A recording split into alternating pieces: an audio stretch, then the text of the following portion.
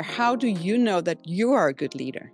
Because we talked about skill set, right? What do you need to have a skill set? But I want to be more personal on you and saying, how do you know that you're a good leader?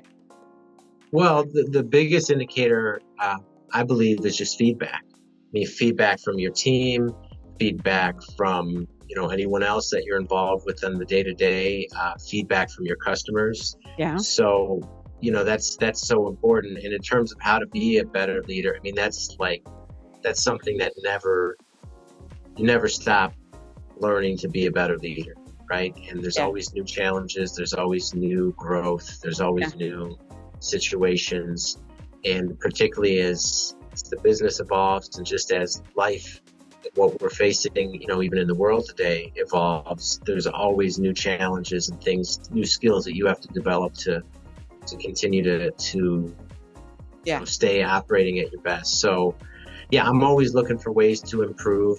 And I mean, the biggest way that I determine how I'm doing is just the feedback from the other people I interact with. Yeah. I think I love with the feedback, and sometimes also like reading the room, right? Or reading to say, I did not get feedback. So like the gaps, that's something you need to be aware of as well, and maybe grab and saying, hey, this is what was communicated, or this is what we're doing, this is our initiative.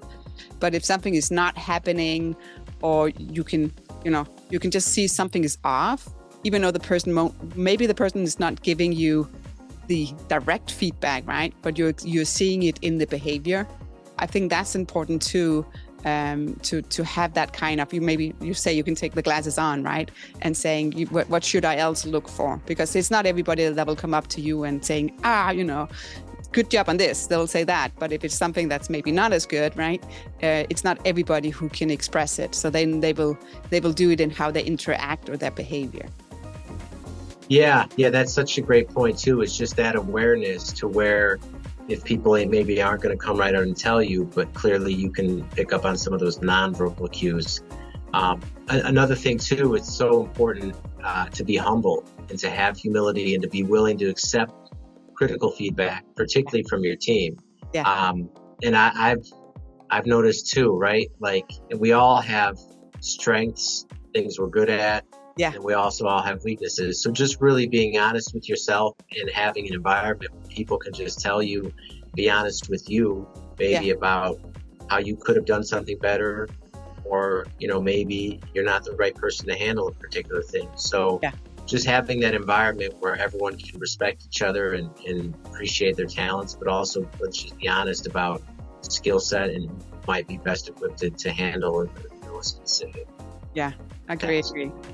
Thank you for joining us for another episode of Leadership in Manufacturing podcast. I love that you're listening. Please find us on YouTube and wherever you get your podcast, and be sure to subscribe and rate us.